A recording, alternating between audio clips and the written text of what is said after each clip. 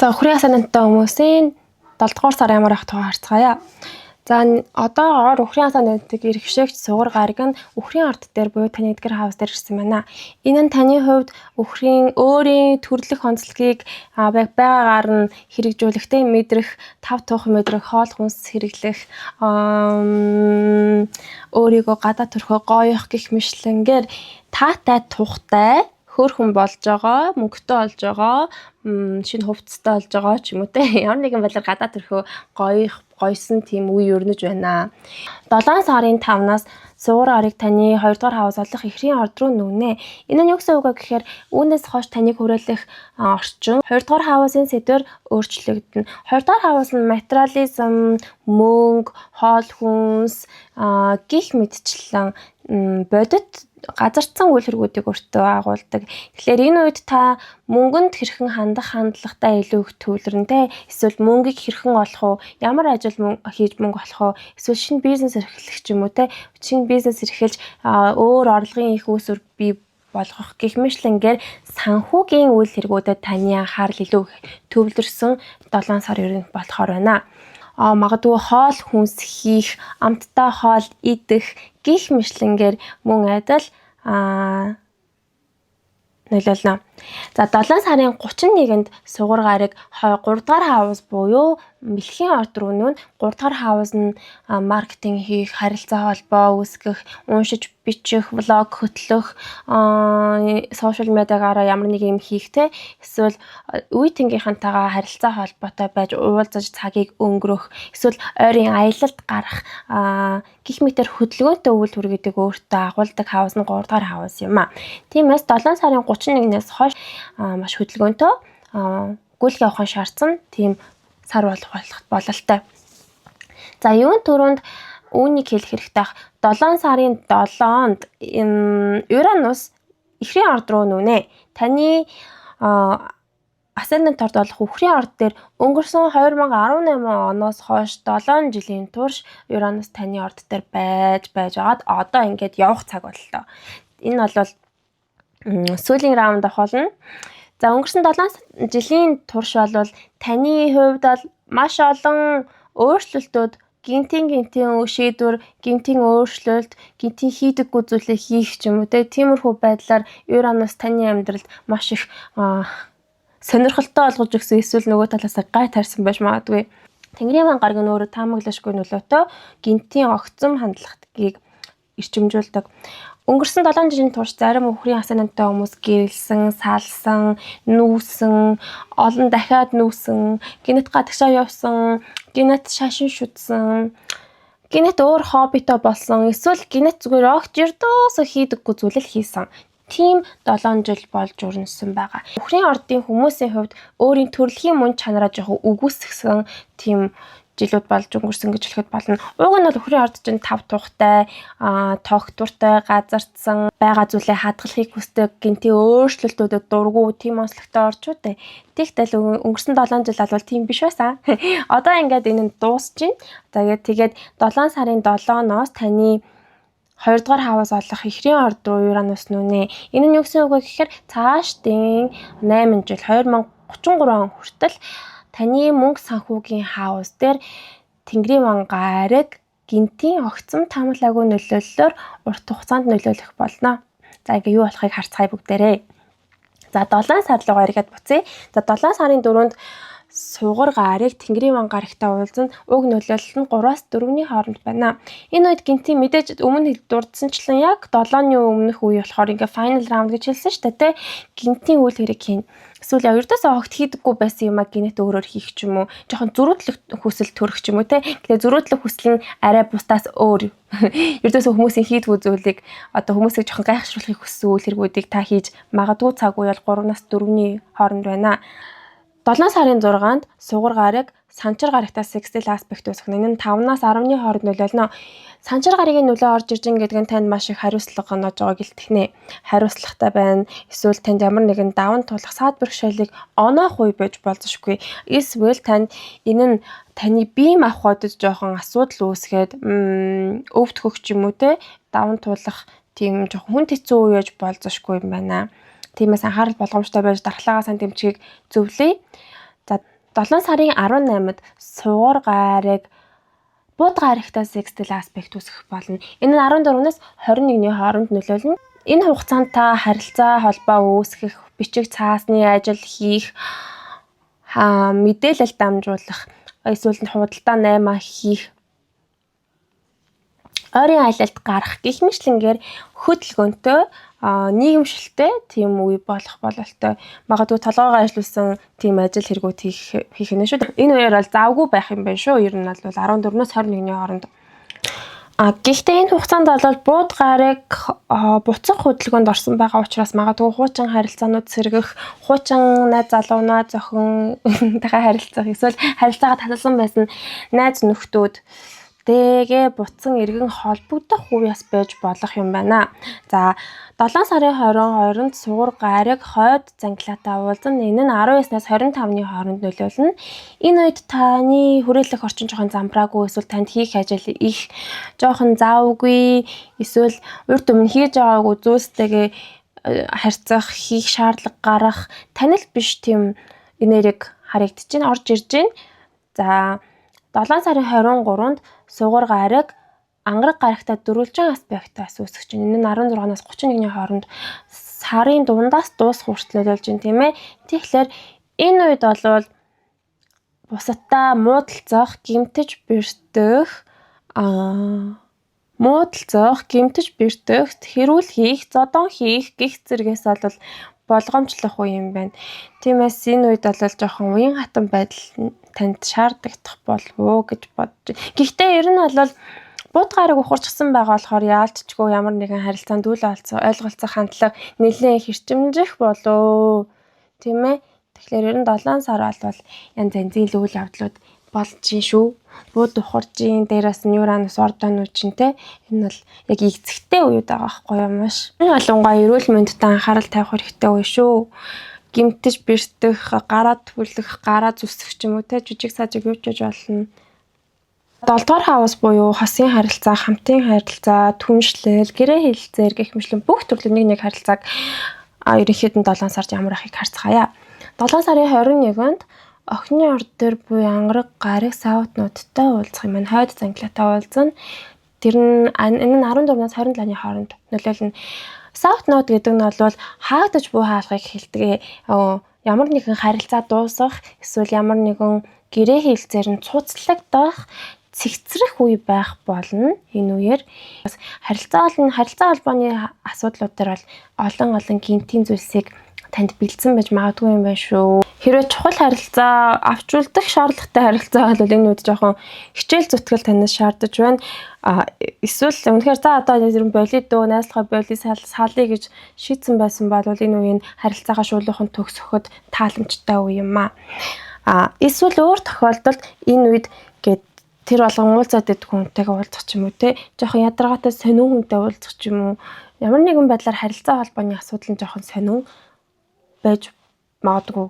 За 7 сарын 23-нд ижил үед өрнөж буй аспект юм. Ангараг гараг сугар гарагтай дөрвөлжин аспект үүсгэнэ. Энэ нь сугар гараг нь ууган сугар гараг эрэг таатай болон энергийг авчрах ёстой байтал энэ нь дөрвөлжин аспект байна. Тэгэхээр дөрвөлжин аспект учраас харилцаан жоохон тухгүй, дарамттай ч юм уу те, жоохон үгэл ойлголцсон, жоохон ядаргаатай санагдах ч юм уу те. Энэ нь жоохон хүнд хэцүү бэрхшээлийг дагуулж байна. Тиймээс хосын харилцаанд бол нэгнтэйгээ ярилцаж нэгнээ илүү ойлгох шаардлагатай байна шүү. За 10 дугаар хаусыг харцгаая. 10 дугаар хаус нь карьер, ажил, мэргэжил, нийгмийн харилцааг илтгэдэг. Санчир гарагийн хөдөлгөөнийг бид ажиглах шаардлагатай. Учир нь үхрийн асцендентийн 10 дугаар хаус бол хумх юм. За тэгэхээр 7 сарын 6-нд санчир гараг сугар гарагтай sextile аспект үүсгэн энэ нь 5-наас 10-ны хооронд нөлөөлнө. Энэ үе бол ажил, мэргэжил, нийгмийн харилцааны хувьд эрэг таатай байна. Гэрээ хэлцээр хийх, уулзалт цуглаан хийх, хурал хийх гэх мэтлэнгээр харилцааны үйл хэрэгүүд нь эвтэйхэн урсаж байна. За 7 сарын 13-наас санчир гараг ретроград хөдөлгөөнд орно. За энэ үеэс ажил мэргэжлийн хувьд өөрчлөлт гарч ирнэ. Та шинэ ажилд орох ч юм уу, эсвэл ажлаасаа гарах ч юм уу, эсвэл ажилчин нүүх байж болно те. Эсвэл ажил мэргэжлийн сэдвийн хүрээнд танд шинэ нөхцөл байдал үүсэж түүнд дасан зохицох шаардлагатай тийм үе эхлэх болно. Аливаа гарыг ухрах хөдөлгөөнд орно гэдэг чинь ямар нэгэн хөдөлгөөнгүй байгаа зүйлсийг хөдөлгөөнд оруулж өөрчлөлт хийж дараагийн шат руу ахиулах гэдэг байгаа. 7 сарын 24-нд санчир гарыг нартай гурвалжин аспект үүсгэнэ. Энэ нь 22-наас 28-ны хооронд нөлөөлнө. Энэ үе бол ажил мэргэжлийн хувьд танд ингэж спотлайт авах боломжийг бүрдүүлж өгнө. Та олонний өмнө илтгэл тавих, сонгон шалгарах, одоо аудишнд орох ч юм уу те.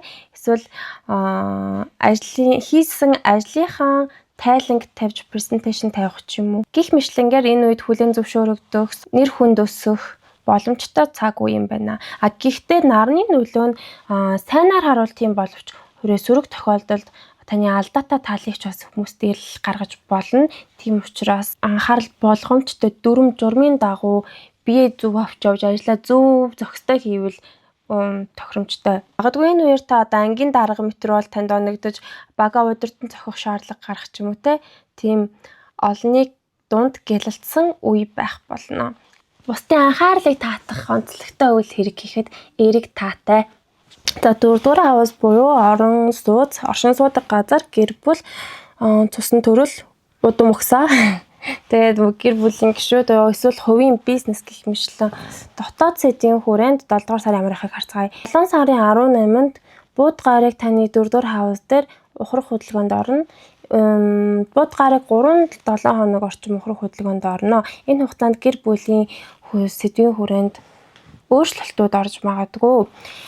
За жишээлбэл гэр бүлийн гишүүдтэй ярилцах, гэр оронд шинэ санаа гаргах тийм үе байна. Эсвэл өөрийн аюулгүй байдлаа хангах тухай бодлуудыг улам ихээр эрчимжиж, ухаан бодлуудаа хэрэгжүүлэх гэж хичээх үе 7 сарын 18 байх боломжтой. Магадгүй гэр бүлийн гишүүдтэй харилцаа ямар нэгэн байдлаар үл ойлголцох ч юм уу, эсвэл хамаатантайгаа ч юм уу, эсвэл гэр бүлийн гишүүдтэйгээ ингээ хэрвээ харилцдаг бол ярилцаж уулзах нийгэм шиг шаардлагаас гарч магад юм байна. За тэгээд 7 сарын 18-нд болохоор адилхан өдөр сугар гаригийн бууд гариг сугар гаригтай сексуал аспект үүсгэн энэ хугацаанд бол гэрээ тогтжуулах, интерьер хийх, тав тухтай байдалд илүү их төвлөрөх, гэр бүлтэйгээ хамтдаа зугаатай өнгөрөхийг хүсэх болно. Орон сууц хувийн бизнестэй холбоотой аваад бууд гариг ухарж байгаа учраас эдгээр энэ үеэр эхэлсэн өөрчлөлтүүд нь яг 3-7 хоногийн дараа ил болно. Тэгэхээр яг энэ 18-наас хойш 3-7 хоног болвол ердөөсөө тийм процесс үйл явцсан үе гэдгийг санаарай. Үр дүн бол биш, үйл явцсан үе юм шүү. 7 сарын 24-нд нар санчир гаригтай гурвалжин аспект үүсгэн 22-наас 28-ны хооронд нөлөөтэй. Энэ үед гэр бүлийн хүрээнд танд ингээ хариуцлага оногдох боломжтой. Эсвэл ямар нэгэн байдлаар та гэр бүлийн гишүүдэд асран тордох ч юм уу те, ямар нэгэн асуудлаас үүдэж төвчээр гаргаж тэсвэрлэх хэрэгтэй, танаас төвчээр шаардсан хичээл заах гэсэн тийм өдөр хоногуд өнгөрч бас магадгүй юм байна. 7 сарын 25-нд нар Плутотой аспект үүсгэн энэ нь бас онцгой нөлөө байна. Ерөнхийдөө бол 22-ноос 28-ны өдрүүд бол гэр бүл, оршин суудаг газар эсвэл таны хувийн бизнест бол жоохон хүнд хэцүү үе болж өрнөж байгаа юм байна шүү. Зарим өхрийн асаанантай хүмүүс энэ үед одоо хувийн бизнесээ ингээд дуусгаад ингээд бойлох ч юм уу те, эсвэл одоо амьдардаг газраасаа ингээд бүр мөсөн яваад нүүх ч юм уу, эсвэл энэ үед гэрт эд зүйл эвдрэх, түүнийг ингээд дахин ажиллагаагүй болтол эвдрэх ч юм уу те, засварлах шаардлага гарах ч юм уу. Гэх мэтлэр нөлөөлж болзошгүй юм байна. Гэр бүлийн гишүүдийн эрүүл мэндэд онцгойлон анхаарал зохистой. 2-р хавас буюу хувийн санхүү, амжиргааны зардал, материализмын тухай харцгаая. Мөнгөний урсгалыг харцгаая. 7 сарын 5-нд сугар гариг эхрийн орд руу нүүх юм байна. Энэ нь бас маш сайн нөлөөтэй. Танд орлого орж ирэх боломж бүрдэн бэлэгсэл давах хамтдаа хоол идэх гэх мэтлэнгээр тав тухтай байна. Гэхдээ 7 сарын 6-нд сугуур гараг 2 дугаар хавс руу нүүснийхээ дараа нүүм өгцөө санчир гарагийн нөлөөг авч ийн. Энэ нь 5-аас 10-ны хооронд нөлөөлнө. Энэ нь одоо юу гэсэн үг гэхээр мөнгөтэй болсон. Гэхдээ тэр мөнгөө ямар нэгэн байдлаар одоо хүснээрээ зарцуулах биш те. Эсвэл бүгдийг нас зарчиж болохгүй тийм нөхцөл байдалтайгаад одоо илүү хянамгаа жоохон ингэж танаж хэрэглэх хэрэгтэй ч юм уу те. Эсвэл орж ирсэн мөнгийг ингээд тэр чигтэн зарлагдаад мөнгө нь дуусах ч юм уу. Тийм өрсөлдөлтэй байгаа шиг харагдчихээн. 5-аас 10-ны хооронд бол мөнгөний урсгал нэлээд удаашраад эсвэл орж ирэх ёстой орлого нь орж ирэхгүй хоошлох ч юм уу, цуслагдах ч юм уу гих мэтлэнгээр харагдчихна. Эсвэл ямар нэг юм авахыг хүссэн чинь тэр мөнгөнд дутах гих мэтлэнгээр нөлөөлнө. За 7 сарын 18-нд Арслангийн орд дээр бууд гараг ухрах хөдөлгөөнд орно. Энэ нь 16-наас 20-ны хооронд нөлөөлнө. Энэ хугацаанд бол бууд гараг ухрах хөдөлгөөнд орж ин гэдэг нь таны мөнгө олох хандлагад илүү өөрчлөлтийг авчирж ийн гэсэн үг. Тэгээд мөнгө олох арга нь өөрчлөгдөх ч юм уу, эсвэл ажил нь солигдох ч юм уу, эсвэл таны үнцнийг тодорхойлох арга үн зохион шал өөр болж эхлэх гих мэтлэнгээр цаашдын 18-наас хойш цаашдын 3-7 хоног бол энэ өөрчлөлтүүд өрнөх болно. Мөн энэ хугацаанд чухал үнэтэй худалдан авалт хийх гэж байгаа бол нэг тохиромжтой санагдахгүй. Логик алдаа гарч болзошгүй. Ямар нэг онлайн худалдаа хийлээ гэхэд тэр нь алга болох ч юм уу. Эсвэл ямар нэгэн байдлаар буруу алдаатай зүйлс гарч ирж болзошгүй. Тийм болохоор энэ үед бол мөнгөнд бол явхар байхыг хүсье. Гэхдээ бас шал эсрэгээрээ өмнө хэлсэн үгээ үүсгэж байгаа юм шиг сонсогдож магадгүй ч яг адилхан нэг өдөр сугуур гарагийн нөлөөс орж ирж байгаа учраас энэ үед боломжийн гэрээ хийх, боломжийн мөнгө олох аргууд нэгдэх мэдээлэл сонсогдох ч юм уу те. Бас тийм байдлаар нөлөөж болох юм байна. Ерөнхийдөө бол бод ухарж байгаа үйл явдлыг зөв өөрчлөлтгээл бодчихвол амар юм байна л да. Сайн ч гэж муу ч гэж бодох шаардлагагүй. Тэгэх юм бол толгой өвдөх юм биш үү. 7 сарын сүүлийн 10 хоног болвол зарлаг ихээр гарах харагдаж байна. Маш их зарлаг гарахаар харагдаж байгаа учраас энэ үед мөнгөндөө хянамгаа хандаж нөөц мөнгөтэй байхыг зөвлөж байна. Сэтгэл хөдлөлөөр худалдан авалт хийхгүй байхыг хүсье. За 2 дугаар хавьяасын асуудлууд нэг иймэрхүү байна. Өнгөрсөн нэг жилийн турш таны 2 дугаар хавьяас дээр бархаас гараг ирсэн байсан. Харин одоо 6 сарын 9-ноос таны 3 дугаар хавьяас руу бархаас гараг нүүж байгаа. 3 дугаар хавьяас нь харилцаа холбоо, шин чадварт суралцах үйл хэрэг, мэдээлэл дамжуулах, бичиг цаасны үйл хэрэг, аялал гэх мэтлэн хөдөлгөөнтэй үйл хэрэгүүдийг төлөөлдөг. Тэгэхээр энэ эдгээр 3 дугаар хавьяасын зэдүүд нь асар ихээр ихсэх, харилцаа ихсэх эсвэл хөдөлгөөнтэй байж наас цаашаа явах, толгоогоо ажилуулсан ажил хэрэгүүдийг хийх гих мэтлэн үйл хэрэгүүд нь тэлсэн азтай байх үе байж болно. Маш их харилцаа ихсэх эсвэл маркетинг хийх, хүмүүст мэдээлэл дамжуулах гих мэтлэнгээр эерэг тэлэлтүүд өрнөх боломжтой. Энэ жилийн хугацаанд бол одоо 6 сараас эхлээд дараа жилийн 6 сар хүртэл та шин зүйлийг суралцах тал дээр азтай байна. Өөрийгөө хөгжүүлэх, амьдралд хэрэгтэй чадварт суралцах ч юм уу те. Одоо жишээлбэл жолоо байрах гих мэтчлэн жолоо байрах, ямар нэгэн сертификат авах ч юм уу. Тэр нь юу ч байж олон таны гар хуруугаараа хийдэг ямар нэгэн скиллээ хөгжүүлэхэд тохиромжтой жил болж өрнөж байна. Санчир гараг харин таны 12 дугаар хавьяас дээр зочилсан байна. Тэгэхээр санчир гараг 12 дээр зочлох гэдэг нь таныг жоохон ганцаар дуулжиж магадгүй юм байна. Эсвэл даалт ухамсарын ямар нэгэн асуудлуудыг нэлээд хөндөж байгаа болов уу гэж таамаглаж байна. Санчир гараг нь 2023 оны 3 сараас эхлээд таны 11 дугаар хавьяас дээр зочилсон. Тэр нь ямар нөлөөтэй байсан бэ гэхээр таны нийгмийн харилцаа, бүлгэм ч юм уу эсвэл ямар нэгэн хувийн хөгжлийн асуудал дээр танд даалгавар оноосоо харин 5 сарын 25-наас санчир гараг ордоо нөөж хоньны орд руу нүүсэн байгаа.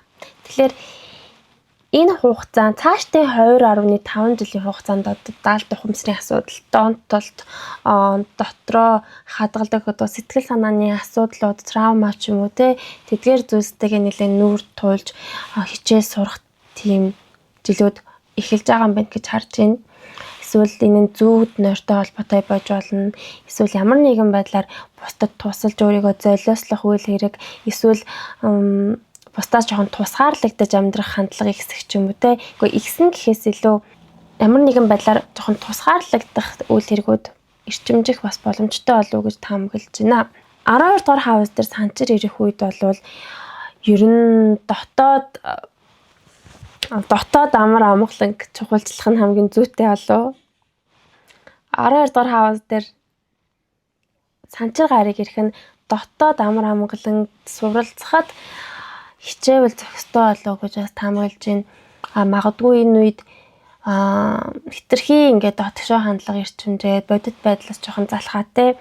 Бусдад харилцаанд магадгүй хүнд хэцүү санагдаж бас магадгүй үл ойлголцол үүсэж магадгүй тийм нууц дайснуудаас гарч ирж магадгүй. Энэ нь ердөөс бол 12 дугаар хавс бол амар chaotic хавс, ойлгомжгүй тодорхойгүй хавс шүү дээ. Гэхдээ бархав сайд орох таны 3 дугаар хавсаар байгаа болохоор харилцаа холбооны асуудлыг бол нэмж ихсгэж өгөх байх гэж би бас бодож байна. За ерөнхийдөө нэг өхрийн асаантай хүмүүс иймэрхүү байна. За дараагийн 8 сарын forecast-аар уулзцгаая. Баярлалаа.